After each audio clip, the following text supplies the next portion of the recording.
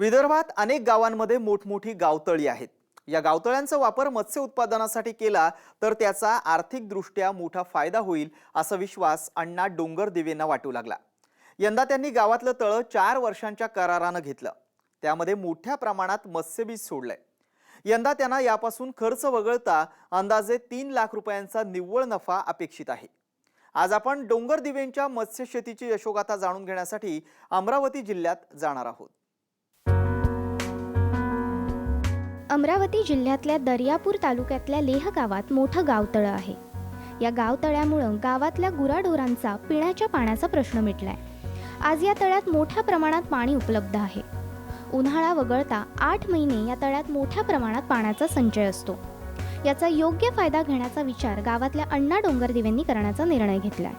मुंबईत नोकरी करणाऱ्या अण्णा डोंगरदिवेंनी गावातल्या काही युवकांच्या मदतीनं गावतळं भाड्यानं घेतलं। यंदा त्यामध्ये पावसाळ्यात मत्स्यबीज टाकलं। तर इथंचा गायरान होतं, कोणी उभंही नाही राही इथंचा। आम्ही माणसं आणायची आणि गाडून द्यायची इथंचा, बस याच्यापेक्षा दुसरं काही नव्हतं इथंचा। आता हे पाणी आलं इथंचा आणि पाणी आहे आणि याच्यामुळे गावची शोभाही वाढली। संध्याकाळी आता तुम्ही आले, याच्यापेक्षा संध्याकाळी येत होते ते मच्छीही दिसत होतं तुम्हाला। संध्याकाळचं वातावरणही इथंच शांत तऱ्हेने दिसत होतं तुम्हाला। चांगल्या तऱ्हेनं वातावरण आहे, चांगलं वाटते। गावामध्ये या जनावरांना पाणी मिळालं। ग्रामपंचायतच्या ज्या विहिरी होत्या ना, अजूनही प्रायव्हेट विहिरी आहेत ना, त्यांची लेवल वाढली पाण्याची, त्याच्यामुळे चांगलं वाटते। तळ्यातल्या पाण्याचा योग्य वापर करण्यासाठी डोंगरदिवेंनी मत्स्यबीज टाकण्याचा निर्णय घेतला। त्यांनी 4 एकरात पसरलेल्या तळ्यात रोहू, कटला आणि मरगळ जातीच्या माशांचं बीज टाकलं। या माशांना त्यांनी तज्ज्ञांच्या सल्ल्यानं फीडिंग केलं। आज माशांची समाधानकारक वाढ झाली आहे। काही प्रमाणात मासे विक्रीयोग्यही झाले। माझं पण शेती तर बाजूलाच आहे आणि शेतामध्ये जाताना मी हे तळं वगैरे नेहमी बघायचो, पण हे तळं म्हणजे पाणी वगैरे असायचं त्याच्यामध्ये, पण त्याचा काही फारसा उपयोग होत नव्हता। पण माझ्या डोक्यात एक कल्पना आली की जर शेततळ्यामध्ये जर समजा आपण इथं काही मत्स्य बीज वगैरे किंवा अशा संदर्भातलं जर टाकलं तर त्याच्यामधून काहीतरी उपयुक्तता होईल, उत्पन्न पण मिळेल। आणि असं म्हणतात की शिकलेल्या जर माणसानं एखादी जर गोष्ट केली तर त्याचं लोक अनुकरण करतात, म्हणून आपण काहीतरी करायला पाहिजे बाबा। म्हणून मी त्याच्यामध्ये मच्छीबीज टाकण्याचं एक ठरवलं आणि गावातले जे काही आमचे मित्र वगैरे आहेत, गावची मुलं, तर त्यांच्यासोबत मी चर्चा केली। जर अशा संदर्भातलं जर आपण केलं तर काय करता येईल, तर ते म्हणत काही करायला हरकत नाही, तुम्ही करा, आम्ही तुमच्या संपूर्ण पाठीशी उभे आहेत। तर त्या उद्देशानं मग आम्ही त्यांना म्हणजे तिथं मच्छीबीज वगैरे टाकले। डोंगरदिवे यांनी हे गावतळं 5 वर्षांसाठी वार्षिक 1 लाख ते 1.5 लाख रुपयांच्या भाडेतत्वानं घेतलंय। यामुळे ग्रामपंचायतीला चांगलं उत्पन्नही मिळू लागलंय।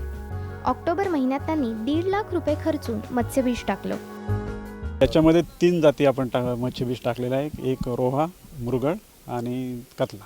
साधारणतः इथे 1.5 लाखापर्यंत आतापर्यंत खर्च आला त्याच्यासाठी आपल्याला। 2 ऑगस्टला हे आपण मच्छीबीज टाकलेलं आहे आणि आता जवळजवळ त्याला 4 महिने होत आहेत, तर अधिक साधारणतः 2 महिन्यामध्ये ते काढण्याचा विचार आहे त्याचा।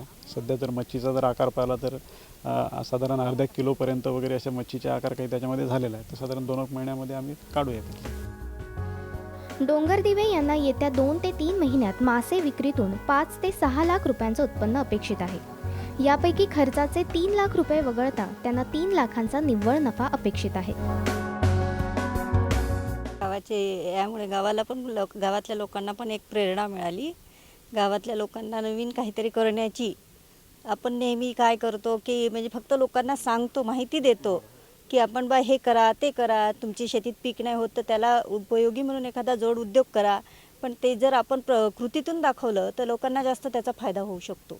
कृतीतून जेव्हा आपण करतो तेव्हा लोकांना त्या गोष्टी खरोखर याच्यातून आपल्याला काहीतरी मिळतं, याची ही लोकांपर्यंत जाणारी माहिती चांगली असते। दर्यापूरचा हा भाग खारपाण पट्टा म्हणून ओळखला जातो। या गायरान असलेल्या जागेत आज गावतळं आहे। या गावतळ्याचा गावकऱ्यांना आणि तळं भाड्यानं घेणाऱ्यांना फायदा होतोय।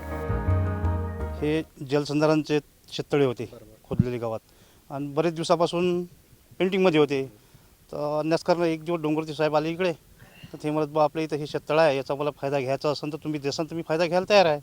त्यांना हेच म्हटलं की बा तुम्ही जर फायदा घेत असाल तर गावाला 2 पैसे मिळणार आहेत तुमच्यापासून, आपल्या ग्रामपंचायतला मिळणार आहेत आणि ग्रामपंचायतचा विकास चांगला होणार आहे. आणि या शेततळ्यामुळे ढोरावासरांचा पाणी पिण्याचा प्रश्न मिटला आणि गावातल्या विहिरी ज्या आहेत विहिरीची पातळी वाढली. याच्यामुळे पर्यावरणाचं जे आम्ही मशानभूमीमध्ये झाड लावले तर पाण्याचा खूप आम्हाला फायदा होऊन राहिला. एकंदरीत चांगला फायदा झाला.